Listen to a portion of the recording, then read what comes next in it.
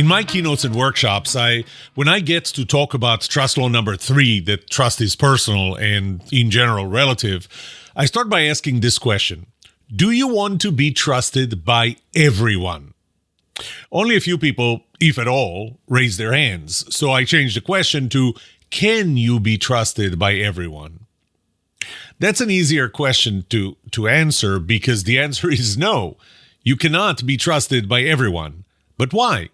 Because trust is relative. The same behavior that would cause one person to trust you could cause another person to distrust you. But in this episode, I want to show you how you can be trusted by more people simply by exhibiting different behaviors. Just to be clear, I'm not suggesting that you change who you are, that you pretend to be somebody else. Just show different sides of you. I'll explain more right after this.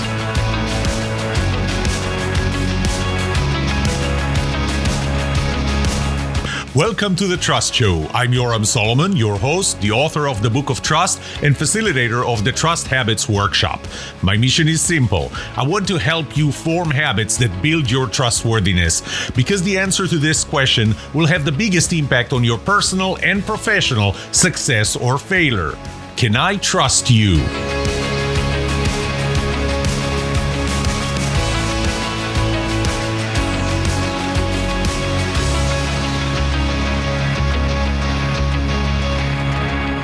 First, I have to start with a story, obviously.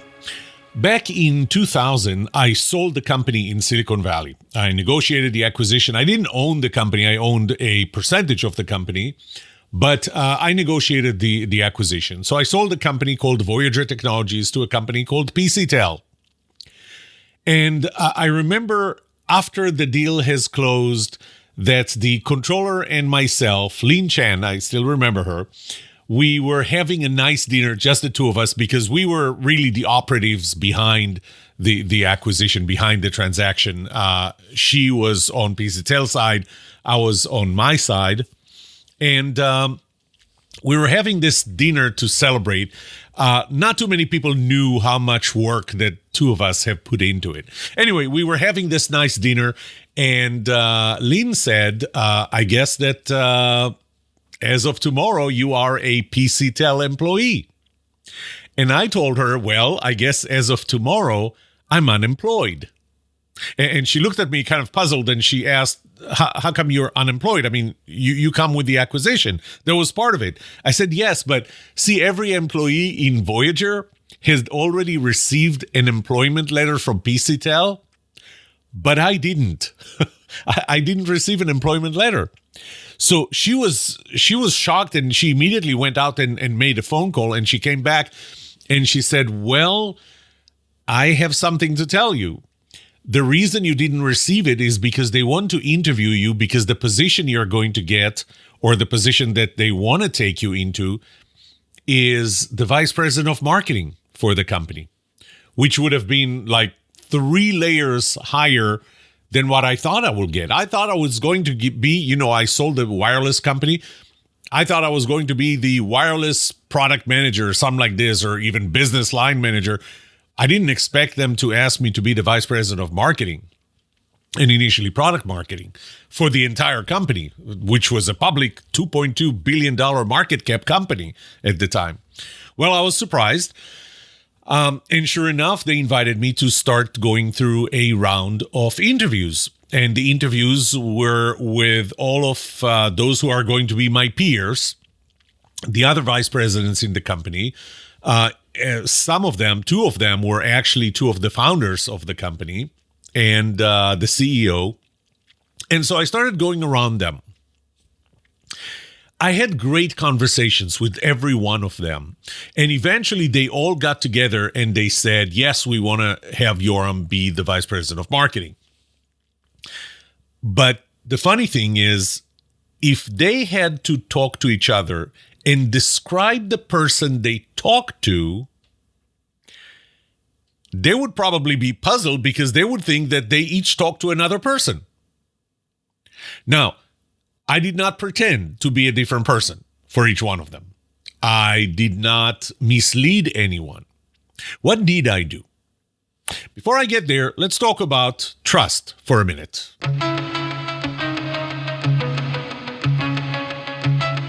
One of the things that make my approach to trust unique is that I consider trust to be relative and personal. Trust law number 3, trust is personal. And what I'm going to do now is kind of take you through what I say when in a keynote or a workshop when I get to trust law number 3. I ask people, are you familiar with a website called Rate My Professors, ratemyprofessors.com? And then I tell them the story that Shira, my younger daughter, when she was in college, one day she was signing up for classes, and I noticed that she went to this website called Rate My Professors. And I asked her about that website, and she was showing me that students anonymously post reviews of their professors in different classes for other students to consider whether they want to take a class with this professor or not. And I thought that was brilliant. I mean, a review system for professors, that's brilliant. But wait a minute. I'm a professor at SMU. Do I have a page on Rate My Professors? So we looked up my name, and sure enough, I do. And I looked at the reviews there, and so the first review that I saw gave me 5 out of 5.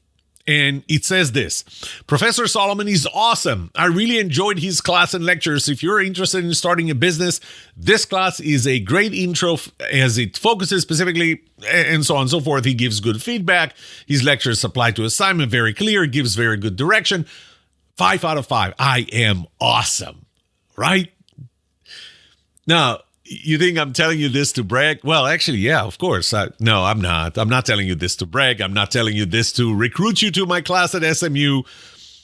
I'm telling you because I want to tell you what the next one was. Okay, get ready for some vulnerability. My vulnerability. Don't worry, not yours. Next review gives me 1 out of 5. Just to be clear, there is no 0. 1 is the lowest. 1 out of 5, and it ranks as awful. Not awesome, awful. Starts with AW, but that's the only similarity.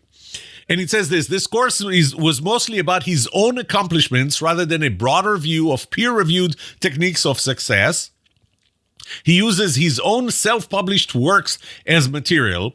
His attitude was condescending, arrogant, but he's an easy grader, which is the only thing that matters in college, right? That I'm an easy grader.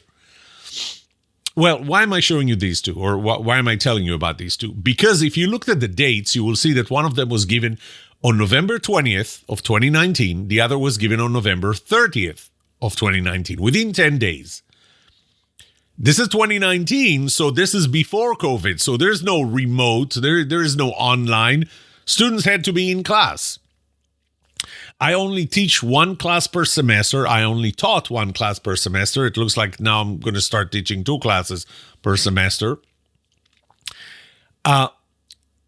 So these 2 students had to have been sitting in the same classroom, in the same class. Now, I never gave less than a B minus, I think. I haven't given those since I don't know when. But in 2019, I don't think that I gave any. So it wasn't the grade. Plus, they didn't know. Well, they could have known what the grade was at that time, but it wasn't the grade. So what was it? Well, this is where we go into the elephant in the room and what makes my approach unique. And that is that trust is not absolute or universal. There is no checklist of everything that makes a person trusted versus not trusted, or trustworthy versus not trustworthy. And not each one of them has an absolute or universal right or wrong, black or white. We're all different.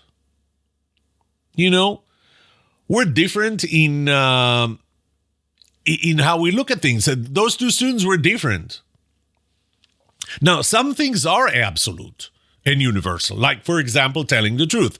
You will not trust somebody who lies to you knowingly and intentionally. I mean, we can start wondering about someone who is lying to me, but they really do believe their own lies. So they don't think that they're lying or that they are actively lying. But that's besides the point. So some things are absolute. Some things are universal.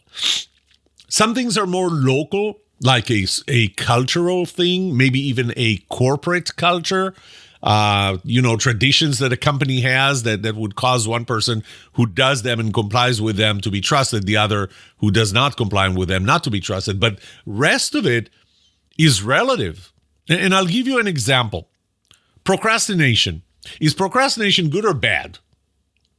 If you Google the word procrastination, you're going to find, how to stop procrastinating, why you should stop procrastinating, and so on. If you go to Amazon and look for books on procrastinations, you're going to find books, including one that says how to cure procrastination, because obviously it's a disease. So is it good or bad? I mean, is it one of those absolute and universal things? Procrastination is bad? Well, it is bad. You procrastinate, you may need more information and don't have enough time to collect it. It might be too late for something that you need, and now, there's not enough time. Schedules sometimes get pulled in, and now all of a sudden you're not ready.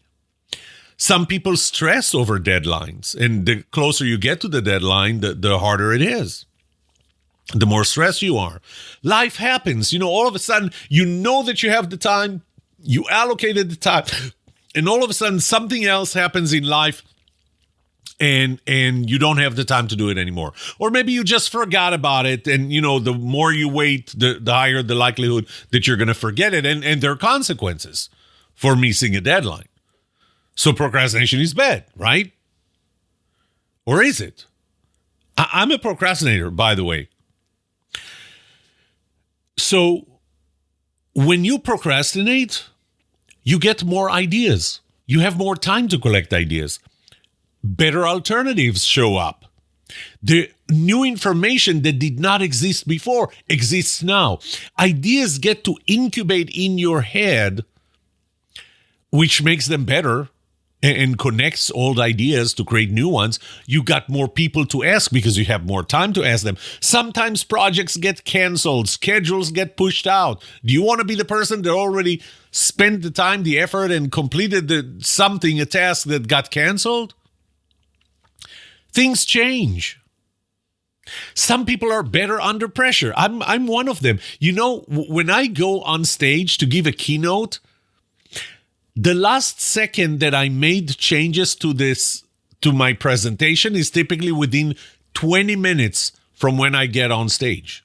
20 minutes before I get on stage are the last changes, and you know what? They're good. So is it good or is it bad? Well, here's the thing. It's neither, or it's both. But the thing is that procrastinators trust procrastinators. Non-procrastinators trust non-procrastinators. Procrastinators don't have a problem trusting a non-procrastinator, but it doesn't work the other way around. A non-procrastinator, someone who is stressed over schedules, over deadlines, that want to just get it done, will not trust a procrastinator, typically. Because that they're not going to be done on time. That when they're done, the quality is not going to be there. There are going to be changes that are needed because you're working on a project together, and what they're working on does not comply with what you're working on, and changes will have to be made. There's not going to be enough time. It's all going to fall on you. You know what I'm talking about. So it's not good or bad. It's different, but some people will not trust others, and some people will not trust the former ones. Why is that happening? Because we're all different. We're different in our genetics, in our DNA. We're different in how we were brought up. We were different in where we were brought up, where we live, where we work, where we went to school. And because of that, the same behavior that could cause one person to trust you could cause another person to distrust you. The same behavior. Next, I'm going to show you what does this mean.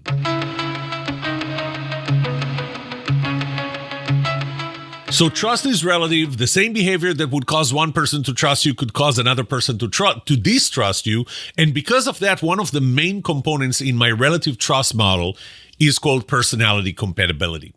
To trust each other, we have to be compatible. We see things differently. I gave you an example with procrastination. Some people are procrastinators, some are non-procrastinators, and that can cause trust issues. Some people are risk takers, and some people do all they can to avoid risk. Those who are risk taker may not have an issue distrusting or trusting people who are risk averse, but people who are risk averse, who do everything in their power to avoid risk, will not trust risk takers because they consider them to be reckless, irresponsible. How about being on time? Some people are on time. To me, I still live by this mantra of early is on time, early is on time, on time is late, late is unacceptable. And many people, especially military people, think that way, but not everybody. Now, am I going to judge and say that being late is bad, is absolutely bad and universally bad? I'm not going to say that. But in order for two people to trust each other, they both have to be on the same side of this. How about perfectionism versus get it out there? Some people would just keep on working on improving whatever deliverable it is, whereas other people would just, it's time to get it out there. Let's get it out there and see how it is out in the field. Those two types of people may not trust each other. Think about Myers-Briggs types, like introverts versus extroverts. Think about other personality types, other personality differences, like some people are data-driven, some people are gut-feeling-driven. Those who are data-driven typically don't trust those who are gut-feeling-driven. And those who are gut-feeling-driven sometimes think that people who are data-driven just miss the big picture. There are a lot of ways where we see things differently, and neither one of them is good or bad. And really, it's a matter of, to trust each other, we have to have personality compatibility. Now, I have to make it clear, personality compatibility doesn't necessarily mean that we're exactly the same. What it can mean is that we are complementing each other. But that's why it's personality compatibility and not personality similarity or something like this. So we're different in how we look at those things, like being a risk taker versus risk averse, being on time versus being late, and so on. We're different in how we look at them, in our judgment of what's good and what's bad in each one of them, but we're also different in how important these things are. In the book of Trust, I wrote about President Bill Clinton when he came out on TV and said, "I never had a sexual relationship with that woman." And of course, later, he came back and apologized because apparently he lied. And it's not that he lied. What he said was, "No, I did not have a sexual relationship with that woman." So he anchored the word relationship, and he said it wasn't a relationship, so I never lied. But you made us think that you didn't have sex with her. And we do that a lot. Politicians do that a lot, but they're not the only ones. They're saying something, and technically they're right. They're not lying. But the message that comes out of it is something that they're misleading us. I had the same issue with a bond that our school district came out with a few years ago when I served on the board, where the message that was coming out said, we're not going to change the tax rate. And people did not realize that, the tax rate is going to be the same, but we know that your property value goes up 8.9%. And as a result, in dollars, you're going to pay 8.9% more dollars, even though the tax rate has not changed. Anyway, I'm getting too deep into that. So back to Clinton. Many people had an issue with the fact that he lied. That ranked very high. And lying again or I shouldn't say lied because it wasn't really a lie. It was misleading. He misled. And many people had an issue with that. I had an issue with the fact that he had sex with someone other than his wife. To me, that ranks high. Does that rank high for everyone? No, not necessarily, but it does to me. So the point I'm trying to make here is that we differ not only in our determination of what's good or what's bad on every item, but also in the priority of what's important and what's less important. Let me switch gears for a second and talk about trust. Why is trust important? One of the things that I do typically is I summarize a lot of research, and I've done that in the Book of Trust. Some of the research was done by me, but most of the research was done by others, and I quote them. Why is trust important? Well, if trust, where trust is high, you have employees in a company have 74% less stress, 106% more energy, 60% more joy at work, 56% higher job set. Okay, I'm not going to take you through the entire list, but I want to touch on a few others. 67% higher autonomy, so you get higher autonomy to do your job. 71% greater ability to hold a constructive disagreement. 240% more willingness to be vulnerable. Companies or teams are 50 to 64% more productive and innovative. Projects end on time, on budget, on spec, 45% more of the time. People charge or customers are willing to pay 30-40% higher prices if they trust you. Companies, public companies, shareholder returns are 286% higher. So there are a whole lot of reasons. So if someone asks me why they should care about trust, do I just give them the entire list? The answer is no. Different people care about different things, even from that list. What does the CEO care about? Well, if it's a public company, the CEO cares about the higher returns.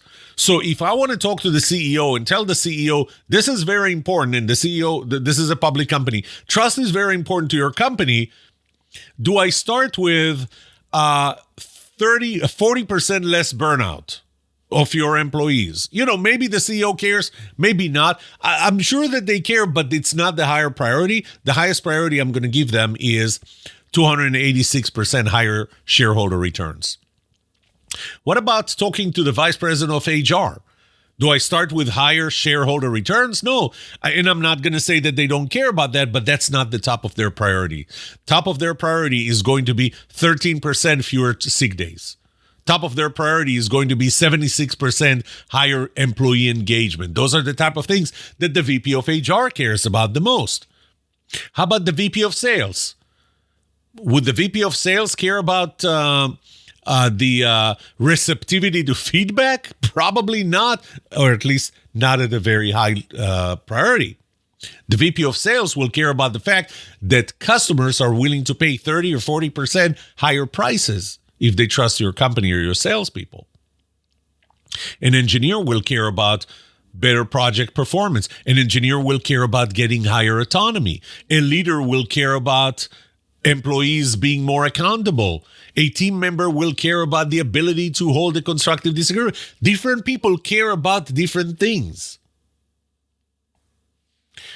And that's something that's important. So it's not only, there are two differences here in how people, and this is why trust is relative.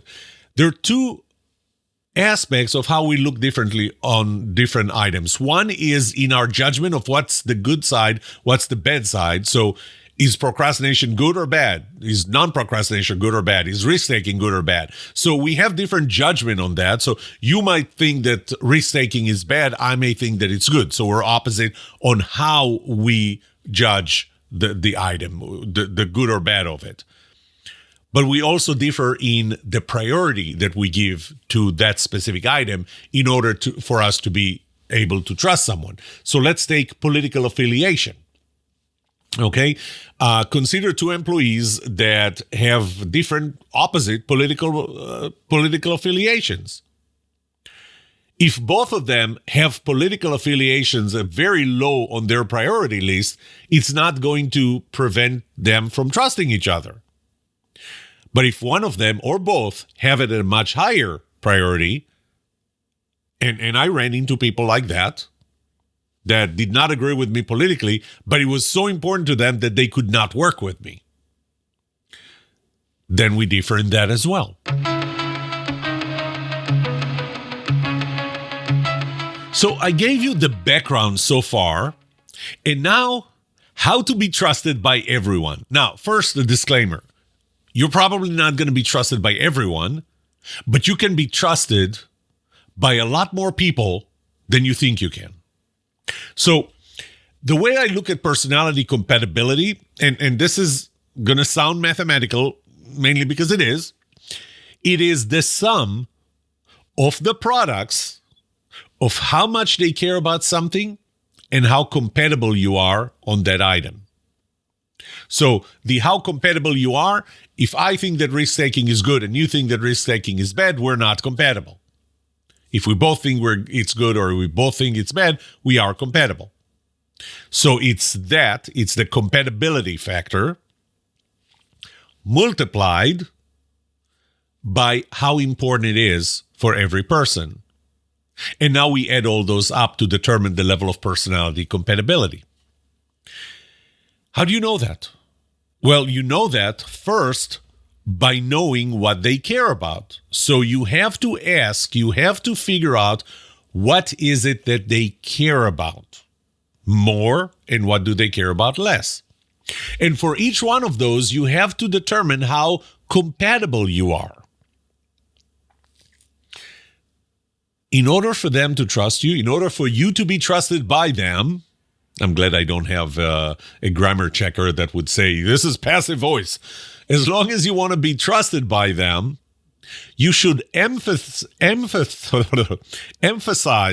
what they care about the most and where you are on the same side. Those are the things that you want to emphasize. You know, we may not be on the same side of risk-taking, so maybe that's not something that I want to bring up in the conversation. But we are on the same side of procrastination, and it seems that this is important to you, so I'm going to bring this up in the conversation. So you emphasize what they care about the most and where you're on the same side, and you minimize the things they care about the least because, you know, they don't care about them, or things that where you're on opposite sides. So back to the PC Tell story, and the same happened to me, by the way, when I was interviewed for Vice President of Strategy at Interface and was hired and worked there for seven years. When I talked to the CEO, I emphasized aspects of my personality, experience, competence, I don't know, perceptions, perspectives that I knew that the CEO would care about. When I talked to the head of HR, to the VP of HR, I focused on things that I know that they cared about and emphasized how we are on the same side on some of those things. The vice president of HR did not care about my knowledge of technology. But when I talked to the chief technology officer, I focused on my technical background, my understanding of the technologies that they're working on and new directions. Not about human resource issues, because the CTO doesn't care about that. When I talked to the head of engineering, I focused on project management, which is what he cared about the most, in my experience in that. When I talked to the head of marketing, I talked about other things. The head of sales, I talked about other things. So I focused in every interaction with the person, I focused on what they care about the most and that we are on the same side. And that's how I became trusted by different people. And that's how, if they all got together at the end and started describing the person they talked to, they would think that they talked to different persons, different people. In reality, they talked to the same person, but they were exposed to different aspects of the same person. Now, here's the thing. What happens if they care about something a lot, but you're on opposite sides? You are incompatible on that aspect. I want to be very clear. Don't lie. Don't hide it. This is going to come up at some point. When it comes up, it is an incompatibility that will not be overcome, but it will also show that you lied and that you misled them. So if you have a reason to believe that you are incompatible in something that they care about, that you know that they care about, that you know they have a high priority for that, you want to bring this up and you want to see if this is going to be a problem. You know what? Even if this is a one-time interaction, even in a one-time interaction, bring it up. Don't launch an interaction, even if there's not a long-term relationship that comes out of it. Don't launch based on deceit, based on misleading them. You know, again, my series of mini books called Can I Trust You? Each one of them addresses a different role in companies, in organizations, such as salespeople, project managers, team members, leaders, consultants, and so on. Each one of them, the subtitle is something like 70 plus 1 habits that will make you a more trusted leader. Now, and one is 50 plus 1 habits that will make you a trustworthy salesperson. And 67 plus 1, it's not that I don't know how much would it be if you add the 1. It's just that the plus 1 is different. It's different because the plus 1 really says the same thing in all relationships, and that is know when to give up. Know when there is a compatibility that cannot be overcome. Now, notice that I said cannot be overcome, and I'll talk about that in a few minutes.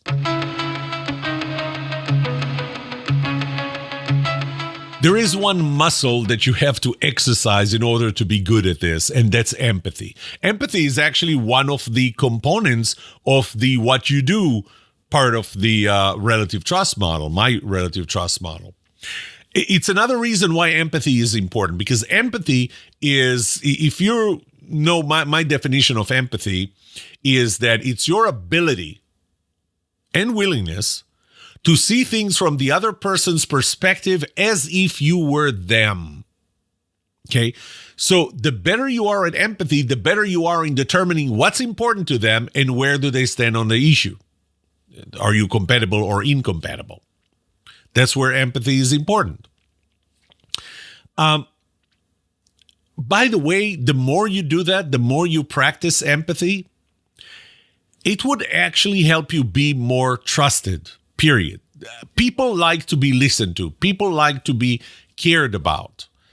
So just the fact that you're asking, that you're trying to figure out what's important to them, what's less important to them, the fact that you're even doing your homework before meeting them is important for your trustworthiness. It might not be enough, but it is important. It's only one of 6 components, but it is important. And that's why it is part of the what you do part of the relative trust model. So exercise your empathy. You're going to have to use empathy to be able to determine what they care about more, what they care about less, and where do they stand on things, especially the things that they care about more.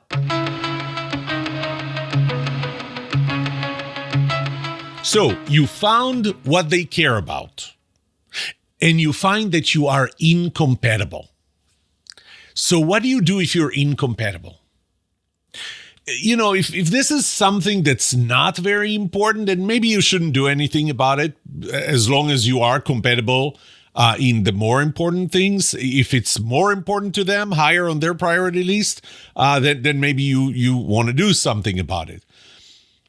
Now, so story. Again, back to when I worked at Texas Instruments, my boss, I consider myself a visionary, and I have those crazy ideas, and I went to her with crazy ideas.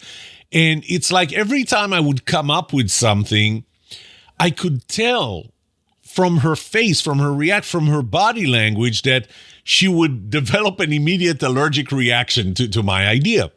And it would happen time after time. And she would say no a lot more than she would say yes, even though I had, if I don't mind saying so myself, pretty good ideas. So, it really frustrated me that she would have that reaction, even though the ideas were not bad. And one day, I just asked her, when I'm trying to convince you with something, do you prefer that I start with the bottom line. I'm a bottom line first person. So if you want to convince me with something, you have to give me the bottom line. Because the bottom line gives me context to what you're going to say next. So tell me what the bottom line is. Tell me where we're going to end this journey, and then give me the support information that would support it. And I can ask questions about things that may not support it. But I'm a bottom line first person. Well, so I asked her, do you prefer to get the bottom line first, or do you want me to take you through my entire thought process and only at the end tell you and therefore, here's the bottom line. This is what I'm asking. This is what I'm suggesting. Well, to my surprise, she said, I'm the second. I'm the latter. I like you to take me through your thought process and only at the end give me the bottom line.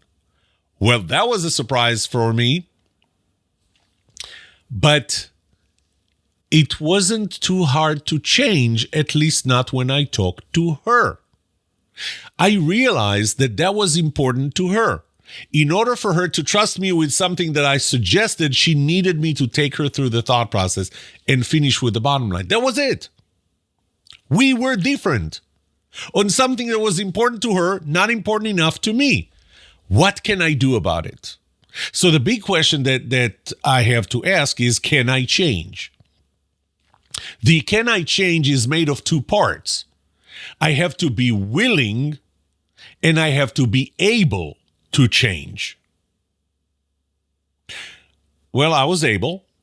It's not that hard to say whenever I talk to her, I have to take her through the thought process and finish with the bottom line. Whenever I talk to somebody else, by the way, I did do a survey afterwards, and I found that 76% of people would prefer to get the bottom line first. That's the majority.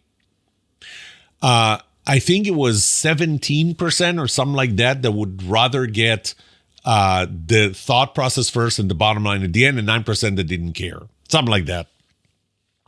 And if you look at the correlation of people, you'd find that in 3 out of 4 cases, they're the same. So either they want the bottom line first or the bottom line last. Either way, they're the same in 76% of the time. So in 74 point something, I'm sorry, 3 out of 4, okay? But in 1 out of 4 cases, they're not on the same side on this, which would cause distrust. But again, this was not very hard for me to change.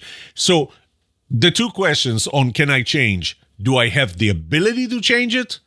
Do I have the will to change it? The willingness to change it is really an intrinsic motivator. So the benefit of if I change it, then she would accept more of my ideas. That's the motivation. It's not a very strong motivation, but the effort is not very strong. And one thing that I always say is that we do things because our motivation is greater than the effort. And in this case, effort is not that high. Now, the ability to do it, sometimes what you might need is to actually form new habits. And that's why I created Trust Habits. Trust Habits is a 7-step process that would allow you to form new habits that change old behaviors. So as far as the starting with the bottom line versus starting with the rationale or with the thought process, that didn't require new habits, but some things do require new habits. And so when it goes to the ability, this would be where you launch on a trust habits process to form new habits that change old behaviors to build that trust.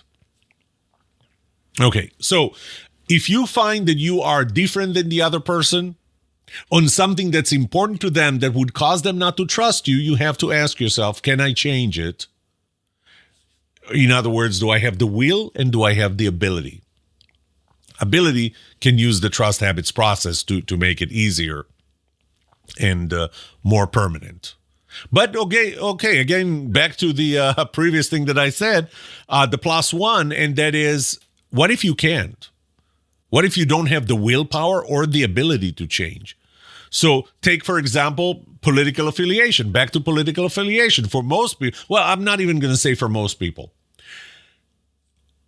Typically, I think that political affiliation would not play a key role in trust between people in the workplace. I'm not talking about in the polling booth or in political context.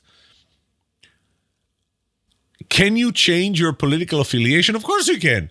It's very easy. You start voting the other way. That's it. From today, I stop being a Republican, I start being a Democrat, or I stop being a Democrat, I start being a Republican. It's easy. Do I have the willpower? No, I don't. I don't want to change. I believe what I believe. I don't want to change that. So if this is important, if this is not important to the other person, that's not a big deal. It's not going to affect trust, not significantly anyway. If it is important, that's a +1. This is know when to give up.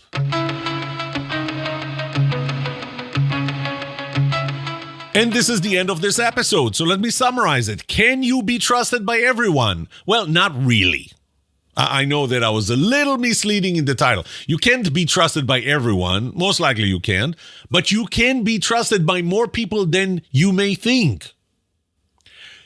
The same behavior that would cause one person to trust you could cause another person to distrust you. That's why you're not automatically trusted by everyone. There is no one good, right, or wrong for everyone, except for very few things like telling a lie or telling the truth. So in order to be trusted by more people, you need to emphasize what's important to the other person and where you are compatible, and they will trust you more. And de-emphasize what's less important to them or where you're incompatible. Again, be careful. If there is a strong incompatibility that you cannot change and don't have the willingness to change, and it's important to the other person, you probably want to do that up front and know when to give up. You're not going to be trusted by that person. But that's going to be the minority of cases.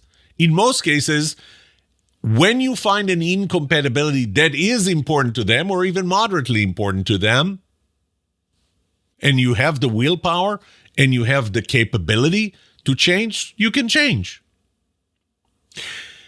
I hope from this episode you didn't get that I'm telling you how to mislead people to trust you. That's not what I'm trying to do here. What I'm trying to do is to help you find reasons for other people to trust you. Individual reasons for different individuals, because trust is relative. The reasons are already there or that are easy to achieve. This is it for today. May trust be with you. This was The Trust Show.